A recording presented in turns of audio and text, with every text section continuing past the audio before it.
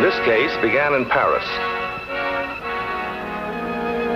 in a small apartment house where a man named Jean Brielle was tormented by his thoughts about the past. In World War II, he had spent 14 months in a Nazi prison camp. And according to the story, he had been beaten mercilessly and tortured until he had made a confession. A confession which cost 11 other prisoners their lives.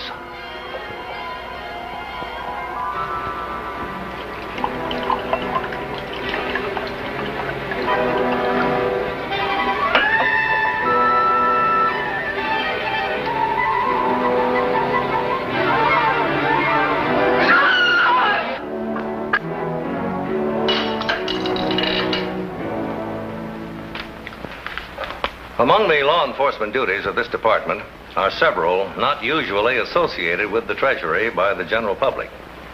One of these duties involves the Neutrality Act, passed by the United States Congress. This statute provides that no American citizen can export arms or strategic materials to foreign countries unless a license has been obtained from the Department of State. And now in my role as chief of the Division of Investigations, United States Customs, which is charged with the enforcement of that statute, I'd like to tell you the story of a man who violated it. A man who would sell anything for a price, including his own country. This is Treasury File 4286, United States Customs. The case of the Iron Curtain.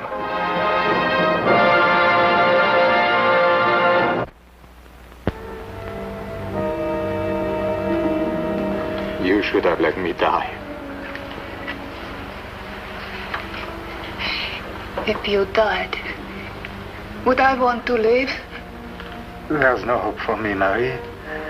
Whatever I do, wherever I go, there is always someone who remembers. Did you see someone today? Someone from the war? Murderer, he called me. Murderer. The war is over. Why don't they leave you alone? 10 years the war is over.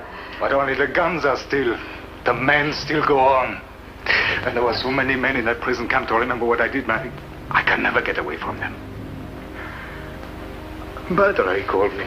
Murderer, murderer. Jean, it's not true. You're not a murderer, Jean. How can I know who I am? Or what I did? Oh, Marie, that prison camp was like a nightmare. Oh, Jean. Mon cher, you must forget. Forget. Forget that 11 men died because of what I did? 11 men, Marie. Riddled with bullets because they tried to escape and they never had a chance. Because I told the Nazis their plan. I informed on them. Oh, but I won't believe it. It wasn't you. It was someone else who informed. Who? I was the only one they questioned.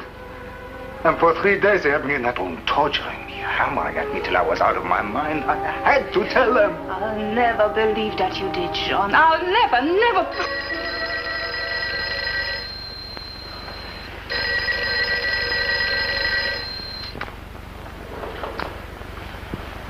Hello? Yes, this is Jean Brielle's residence. Just a moment, please. There's a man who wants to talk to you, an American who's here in Paris. Who is it? Oh, Mr. Tyler, Sidney Tyler. Tyler? Tyler, in a prison camp, there's a soldier of this name, Tyler, American. But he says he's a friend of yours. No, in that prison camp, I had no friends. You tell him I'm not here. Oh, but No, go on. Tell him. Hello, monsieur, I'm sorry. Jean Brielle is not here just now. Tell him I'm very anxious to get a hold of him. It's about a business opportunity that I think will do him a great deal of good. Yes, I'll be here in my hotel room. If he doesn't call me back tonight, you tell him that I'll get in touch with him tomorrow. So, Jean, all you have to do is represent me here in Paris. Take new orders, store shipments. Once in a while, run up a little new business. See, Jean, I'm expanding. I need someone to handle my affairs here while I'm tied up with company matters in New York. No, I appreciate the opportunity you are giving to me, but... But what? The camp. The prison camp. You were there when those men who tried to escape were killed. You must have heard the story about me. Jean, a prison camp can do a lot of things to a man. Can make him forget the basic rules of decency. The Nazis were good at that. You know then what I did. Could you help it if the Nazis tortured you until you broke down? Besides, that was 10 years ago. To me, it was yesterday. 10 years, Jean. That's a long time. Time enough for people to forget. I want you to work for me, Jean. I want you to be my friend. You seem optimistic about your chances, Mr. Tyler. It'll work all right. Miss Brielle is just the man I've been looking for. Weak, worried, naive. You'll never even suspect what this business is all about. Furthermore, he has an established firm here. Doesn't make much money, but it does have a reputation. Unfortunately, Mr. Tyler, the government I represent is not interested in Mr. Brielle's reputation. We are interested in only one thing: airplane parts. That takes time, Mr. Novak. You know what the law is. America is still a free country. I can buy all the aircraft parts I want, but of course I can't sell them to a country behind the Iron Curtain. First, I have to get them into France to a reputable dealer. And this man Brielle will be your dealer? If I hire him to be my Paris representative, he will be. I can get a license to ship aircraft parts to a friendly country. Once they're here, then it's up to you. But if this Brielle talks... How can he talk? To him, this will be a strictly legitimate deal. And if anything goes wrong, we can always put the blame on him. Have a cigar, mister. Oh, think of it, Marie. He's a representative in Paris. Do you realize what this will mean to us? Already he has orders. Thousands of dollars of orders. Oh, Jean, I'm so happy for you. Oh, well, it's not just the money, It's him. He trusts me. He calls me his friend. He was in that prison camp and he calls me his friend. Oh, he must be a wonderful man. Well, I'm a new person, ma chère. One day with him and I'm a different person. Oh, no, this deal we have made will bring me a new life. I will live with pride again. To all appearances, the deal which Jean Brielle had made with Tyler was an excellent one. But what Jean Brielle did not know was the fact that Tyler had tried to make the very same deal in London only 1 week before, with a British purchasing agent who turned Tyler down. And the information was subsequently passed on to the American Embassy, and through the Office of Munitions Control of the United States Department of State, a report was forwarded to the Division of Investigations of Customs. Well, you'll have time to go over all of this in detail later on, Fremont, but I can give you the general picture in a very few moments. It concerns a man named Sidney Tyler, an exporter from New York, who may be involved in a possible violation of the Neutrality Act. Munitions? Airplane parts. Presumably made for big commercial ships, but interchangeable with similar parts for combat planes. I see. Miss Tyler applied for an export license to ship $90,000 worth of these airplane parts to Paris for resale in France. But it now appears that there's an unusual circumstance about the whole deal. We have a report from Munitions Control that only 1 week before Tyler applied for his license, he made a similar proposal for the same type of equipment to a purchasing agent in London. The man mentioned in this report? Yes. And in the meantime, Tyler's shipment of these airplane parts has already reached Paris. So I want you to find out exactly how those parts are to be resold in France and who is buying them. Yes, sir. I'll check with Tyler's New York office right away.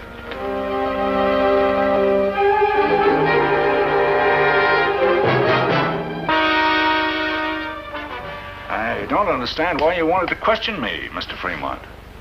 All the information you want is right here in my application for an export license. Well, I was just checking, Mr. Tyler. After all, it's our job to make sure that airplane parts don't eventually find their way into countries behind the Iron Curtain.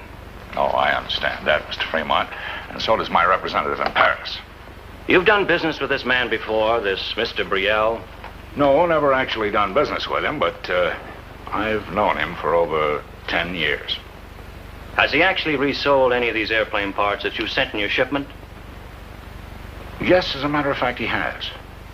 Well, would you mind giving me the names of some of the companies that have been purchasing these parts?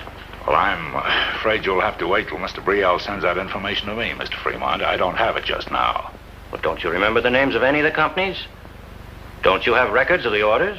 No, not yet. I tell you what I'll do, Mr. Fremont. I'll send you copies of them as soon as I receive them from Brielle. All right, Mr. Tyler. I'll be expecting to hear from you. Goodbye. Only a few moments after Agent Fremont left Tyler's office, Tyler made arrangements for an immediate flight to France. And the next morning at 10 a.m., he arrived at the Orly Aerodrome in Paris. Within an hour, he was at the office of Jean Brielle. Oh, nothing's wrong, Jean.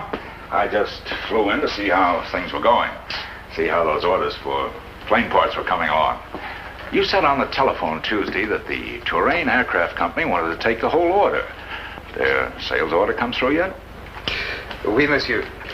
I signed the sales contract on Tuesday, and they collected the entire shipment yesterday. This the sales contract? Oui, monsieur. They paid by certified check, and I deposited it to the company's account this morning. Well, I'm glad our little business arrangement is working out so well. It's been wonderful, Monsieur Tyler. You know, I have an entirely new outlook on my life, a new pride in my work. Good, good. You know, my wife says I've not been like this for years, and it's all because of you. Well, I'll always do anything I can to help you, Jean. Oh, by the way, Jean, do you happen to have a copy of your old letterhead? I'd like to take it down to the printers and have some new stationery made up. Oh, why, certainly, monsieur.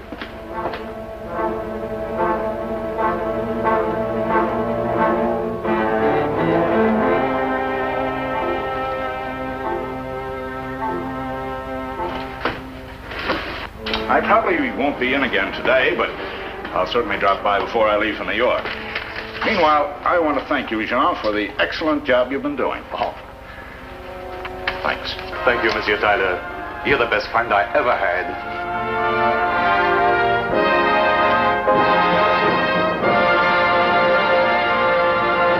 Convinced that Sidney Tyler had been withholding information from the Treasury Department regarding the shipment of airplane parts to Paris, Agent Fremont was sent to Paris, where he could investigate the eventual disposition of the parts and the representative who handled them, Jean Brielle. I checked that the shipment of airplane parts myself, Monsieur Fremont. I know that all the customs regulations were complied with. Well, we're not questioning that, Mr. Brielle. We're interested in what happened to the airplane parts after they reached you. But I just told you they were sold. To the Touraine Aircraft Company, is that right? Oui. May I have their address, please? We'd like to know exactly who's going to use them and for what purpose. Now, I have a list here of all the aircraft factories in France, but the Touraine Company doesn't happen to be among them. Perhaps your records of the sale would be of help to me. Would you mind letting me see them? Why, no, of course not. I would be glad to cooperate with you in any way, monsieur, but I can't think why the Touraine Company would not be listed in the... That's strange. What's the matter? The records, they're not in the files. No record of the order or the sales contract? I can't seem to find anything. What about the delivery receipts from your warehouse? Nothing. Nothing is here. Well, surely you must know where the company is. Whereas Paris representatives have their offices. One moment, monsieur. Oh, I know I have the card of the purchasing agent somewhere. Oh, monsieur, I hope you don't think that I would deliberately do... Well, there is the card. You see, their offices are at 39 Rue d'Aville. Thank you. Now, I'm sure they will have copies of the records which you require. But just to make sure that they will give you the information, I will come with you, huh? All right, Mr. Brielle. Suppose we go along right now. Oui, monsieur. Accompanied by Jean Brielle, Agent Fremont left immediately for the address printed on the business card, which had been left by a representative of the Touraine Aircraft Company. But upon their arrival at the firm's office, the two men found that the Touraine Aircraft Company no longer occupied space there. As for its new address, there was no information available. Upon proceeding to the trucking concern, which Jean Brielle claimed had picked up the shipment for delivery to the Touraine Company, Agent Fremont received information which threw suspicion on Brielle himself. For the dispatcher at the trucking concern claimed that his firm had never picked up or delivered such a shipment. The mystery surrounding the Terrain Aircraft Company was further heightened as the result of a visit to the bank on which the check for the shipment had been drawn. The Terrain Company did have an account here, but they drew only one check on it, the one to Brielle's firm, and then closed the account. This is not as it seems, Monsieur Fremont. I knew nothing of the Terrain Company. I simply acted in good faith. Like selling them $90,000 worth of airplane parts without knowing anything about them? Didn't it occur to you that they might be a front for some country behind the Iron Curtain? No, I would not sell to an enemy country. I would not sell out my own country. You think I'm a traitor? I don't think anything, Monsieur Brielle. I just want to know what happened to those parts. But I've done nothing wrong. I had nothing whatever to do with it. I relied on Brielle completely for the contacts, the negotiations, and the eventual delivery. And you think it was working directly with a foreign agent to obtain these airplane parts for some country behind the Iron Curtain? Well, I wouldn't want to accuse him of anything like that. But now that I think of it, he could have planned this whole thing from the very beginning. How do you mean? Well, perhaps I shouldn't say it because I like Brielle, and I'd hate to see him get in any kind of a jam. But on the other hand, if he's selling out to the Reds, perhaps there's one thing that you ought to know about him. According to the story I heard during the war, he squealed on his fellow prisoners in a German prison camp, told the guards that they were planning to escape. And what happened? 11 men were killed. All right, Mr. Tyler. I won't take up any more of your time. Not at all. I appreciate your cooperation. Yes. Calling from Paris. Yes, put him on, please. Hello, Fremont. Well, how's it going? I see. And the Terrain Company was just a dummy setup to get hold of those airplane parts. Yes, sir. I've requested assistance from the French police, and they've already started an investigation of Brielle. But oddly enough, my feeling is he may be telling the truth. Yes, sir, I know everything seems to be stacked against him, but I think that's why he's being used as a dupe. By Tyler or a foreign agent. All right, keep working with the French police, Fremont. And if Tyler seems to you to be the one who's behind all this, put him under surveillance. It's just possible he may contact the man he's really working with.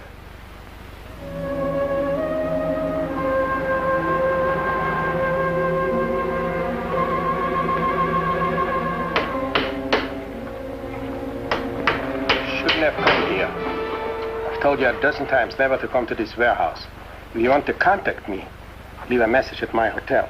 There wasn't time. I had to tell you what's been happening.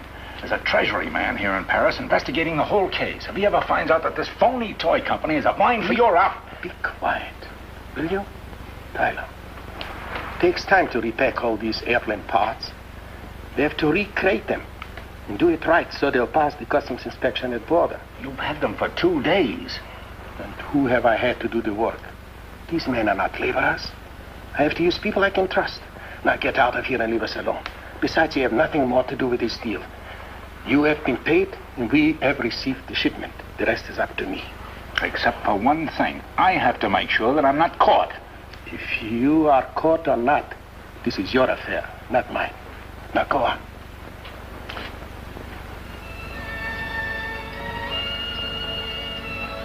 The surveillance of Sidney Tyler led Agent Fremont to the first important clue in the solution of this difficult and complex case. The fact that he had visited the warehouse of a company known as the International Toy Company was immediately reported to the French police, which had long suspected this organization of being a front for a group of international operatives. Although there was not sufficient evidence to obtain a search warrant at this time, both the warehouse and the company offices were placed under surveillance. It's like a nightmare, Larry. The whole thing is like a nightmare. This American agent thinks I've been selling these airplane parts to the communists. He thinks I'm a traitor. But there was such a company, Jean. There was a Terrain Aircraft Company. No, it existed for only one purpose, to obtain those parts. It was all a plot just to get those parts. And they will believe that I was in on it, that I deliberately sold to a fake firm. Jean, you did nothing wrong. They cannot blame you for it. Blame? Blame? No. It will be like that prison camp again. They will say I'm a traitor, a man not fit to live. Jean, I'll die when I hear you talk like this. Don't say another word. Well, what will I do, Marie? They won't believe the truth. The order for those parts came directly to me. Even Monsieur Tyler doesn't know of the Touraine Company. But Monsieur Tyler knows you, Jean. He will help you. He's the only one who can help. No, you've got to help me, Monsieur Tyler. You've got to tell him it wasn't my fault. Wasn't it? You know, I've had you all wrong, Brielle. When I appointed you my Paris representative, I made a big mistake. But it wasn't my fault. You told me Touraine Aircraft was a reliable concern. You told me yourself on the telephone when I called you in New York. Otherwise, I would never have drawn up the contract. Do you expect anybody to believe that? But it's the truth. And you know it. Now, all I'm asking you to do is to tell the police exactly what you have told me. Don't be a fool. But what is the harm of helping an innocent man? No, Monsieur Tyler, you're my friend. You believed in me, you gave me a chance. Now you won't even tell him the truth. Why? Because you're no good, Brielle. First you squealed to the Nazis, and now you've sold out to the Reds. But I did not sell out. That night in the German prison camp, when the guards were beating you up to make you talk, do you know what happened? You stood there like a dumb animal, whimpering and crying until they had to give you a shot in the arm to bring you to your senses. Oh, don't. I don't want to hear anymore. That's what you said then, and that's what you kept saying. Until they brought in another prisoner and tortured him. They beat him up because you wouldn't talk, and they beat him up again until he had to talk. Who was this other prisoner? What was his name? Let go of me. What did he say? Nothing. He was the one who talked, wasn't he? He was the one who talked, wasn't he?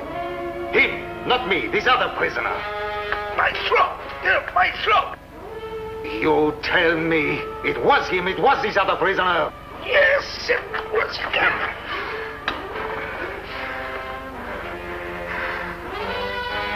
It was you. It had to be you. How else could you have known who it was if it wasn't you? You killed those men. And all these years I've lived in pain because of what you have done. All these years I've suffered the shame of your life, your cowardice. I'll prove it. I'll prove it to the whole world. I'll prove that I'm not guilty of this crime either. Jean, it was him. He's the one to blame for all this. He sold the parts to the Touraine Company. Mr. Tyler, this officer has a warrant for your arrest. What do you mean? Those airplane parts you sold to Mr. Novak. We picked him up when his men tried to remove the shipment from the toy company warehouse. He said that you arranged the sale. I never heard of Novak. No? Well, we'll see about that later. In the meantime, you better come along with us.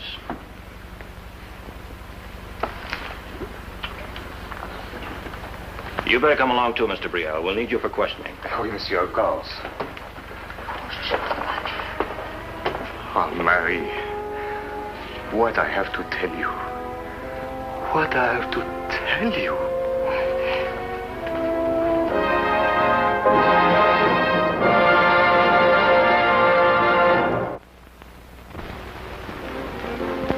When Sidney Tyler was brought to trial in the United States for violation of the Neutrality Act, he continued to blame Jean Brielle for the crime and proclaim his own innocence. However, after hearing the evidence, a jury found him guilty as charged, and he was sentenced to a term of 3 years in the federal penitentiary. As for Jean Brielle, who came to this country as a witness for the government and testified at Tyler's trial, he is at last a free man in every sense of the word.